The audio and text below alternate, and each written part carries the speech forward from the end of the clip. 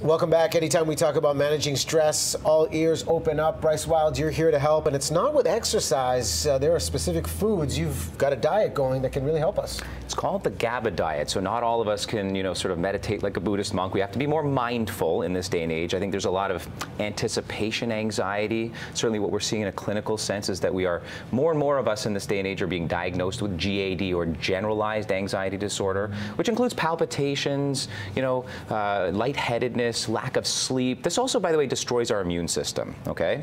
So here's the deal. What we've learned, scientists have learned, is there's a great brain-gut connection, all right?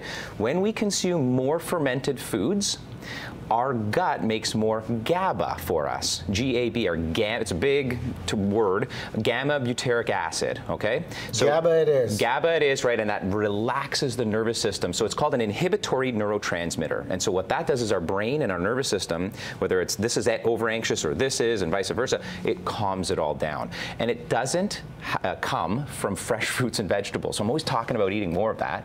But what it does come from is fermented foods, okay? So here's a whole bunch of different fermented foods. So I poured you a glass of kombucha here. Have you had kombucha before? I do like it. Now, the thing with kombucha is I can only have a good couple of sips, and then I'm fine. After that, then it's upset in the stomach. I'm with you. A bit of a beer-like taste, but so I'm with you. I don't consume much of that a day. Pu'er tea. I'm going to give you a taste of this stuff here. Pu'er comes from the Yunnan region in China, okay?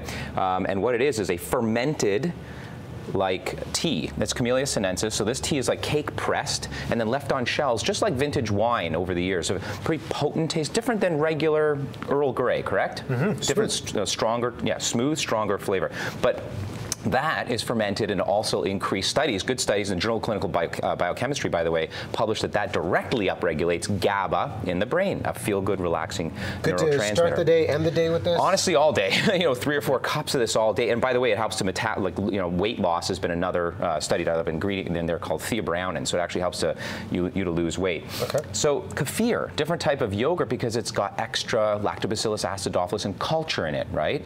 Got that. You know what that is? This one right here in the middle. Got me. That's miso. So that is fermented soy and grain, and then you can use that in soup. Same thing, it's fermented. Okay, this is the theme here. So this is very different from if you order miso soup if you're going to a restaurant. Well, you know what, this is the stuff that they would ultimately use to make your miso soup. Okay. So it starts off as this fermented, congealed block of soy and grains. The point is, it's been left over time with bacterial culture to ultimately have within it a lot of GABA, the nutrient we're talking about. Sauerkraut, you're familiar with that.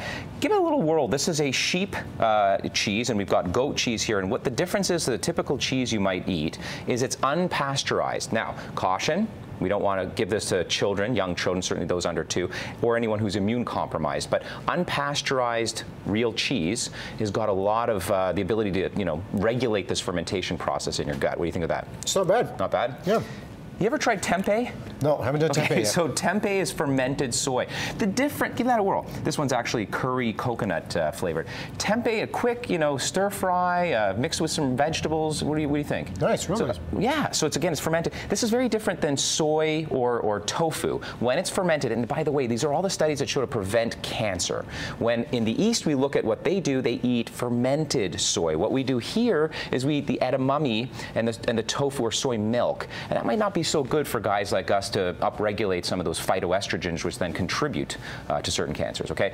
Kimchi, I know you don't love fire, but this is one of my favorites. At the end of the day, what I want everyone to learn is of all these foods you choose, I want you to try to get 3 servings of any of these, so 1 serving each, which is half a cup, into your daily routine. It will definitely help to calm the nerves. If all this stuff kind of intimidates you, and you're not one to experience or try novel things on the palate, this is it right here in supplement form. Looks like we're up to no good on this plate here, but at the end of the day, if you get a 1/4 teaspoon of this white powder into your shake or just into your morning, cup of OJ, whatever it is you like, that would be the equivalent of basically 3 servings of any of these guys. Upregulate the GABA, downregulate the stress. Great ideas here, and this introduction to the diet that you can incorporate at home. Bryce, thanks so much for coming by. Thank you. Appreciate it. All right, we'll take a quick break. More to come here on BT. Follow along on social. He always has great idea for you and your health. Stay tuned for more.